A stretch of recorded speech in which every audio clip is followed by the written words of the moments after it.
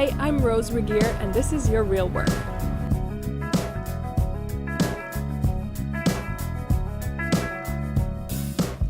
Hey everybody! Can you believe that it's been 6 episodes already? I'm halfway done this project, and I'm not sure if I'm ever going to want to stop doing this because I can't tell you what I enjoy quite as much as sitting down with amazing women and hearing their stories. Today is no exception. My guest today is Heather Plett. Heather Plett started her career working in PR in government, and then she went on to work in nonprofit, and then she became self-employed. I'd come out of university with a BA in English. As we all know, BA in English doesn't necessarily get you a career. Yeah. But it did get my foot in the door in government.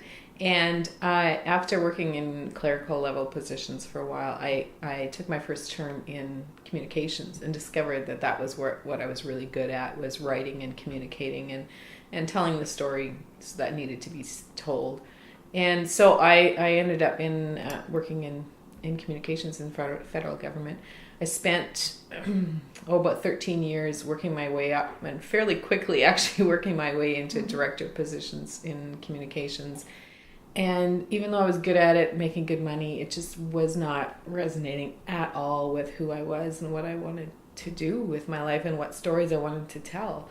14 years ago, I had a stillborn son, and I ended up in the hospital halfway through my pregnancy because there was a crisis.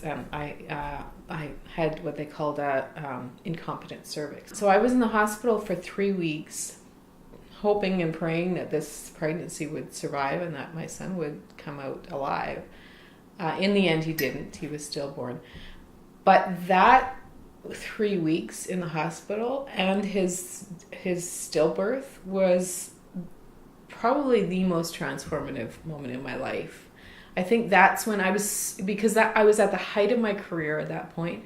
I had a lot of people depending on me. I had a lot of important places I needed to be in meetings and business travel, etc., etc. And suddenly I was brought up short and I had no other choice but to lay in a hospital bed for 3 weeks. And I had to trust everyone to look after everything in my life. My staff had to take over my work and I had to trust that they were capable of it.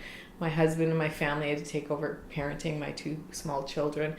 And I had nothing to do but lie around and try to protect this pregnancy.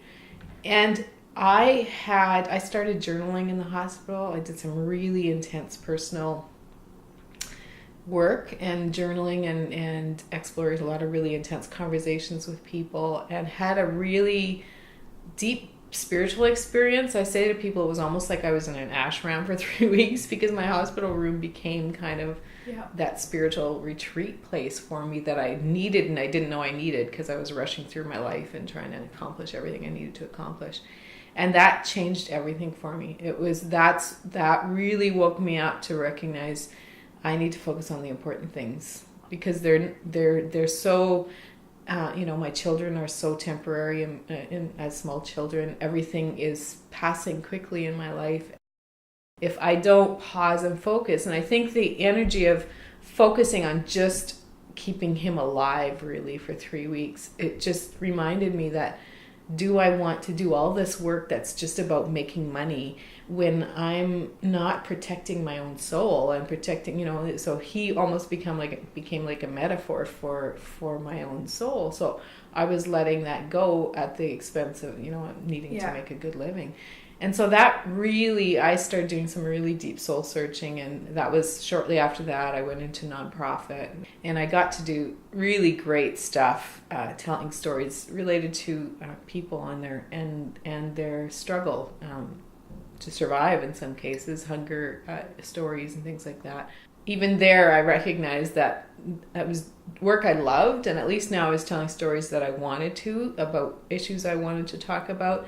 It still wasn't the stories that were closest to my heart. It wasn't the work that really, really called me. It wasn't, I wasn't helping people to develop, and I wasn't helping people to grow and recognize their own spirituality and their own strengths. And that's really what I wanted to do. And so about 3.5 years ago, I took a big leap and left my good paying, high level nonprofit job and became self-employed. And since then, I've been doing work that I absolutely love. I teach a variety of courses. I do a lot of different workshops, and I facilitate women's retreats. I do a lot of writing. I've said this to people before. I don't think there's any course in self-discovery that can be as good as becoming an entrepreneur, because nothing challenges your self-esteem as much as putting yourself out there in doing your own work, selling your own work. People ask me how I like self-employment. I usually say I love it, and it's terrifying because it's a hard way to make a good living and to pay the bills. But I can't imagine doing work that's better suited to who I am. There is so much more to the story than I could show you in this video, so I encourage you to listen to the full podcast below.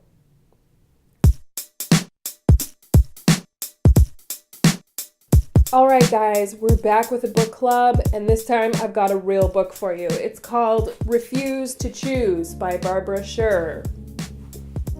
This book is for you if you're like me and you have so many interests that you think is a problem, because you feel like you're never going to be able to settle on one thing. She shows you how this can be turned into a strength instead of a weakness, and use it to make a career that kind of suits all of your varied interests. Very cool concept. On next week's show, Michelle Woodward. Michelle is a powerful, inspiring woman. She used to work as a lobbyist in the White House during the Reagan administration.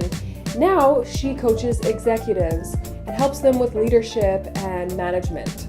Fascinating stuff. Don't miss it. I'll see you next week. Yeah, and I've had people who say, my job stinks, I gotta get out of there, it's a soul-sucking hellhole. And then we do a little bit of work and they realize, no, it's not actually my job. It's harder to say it's my relationship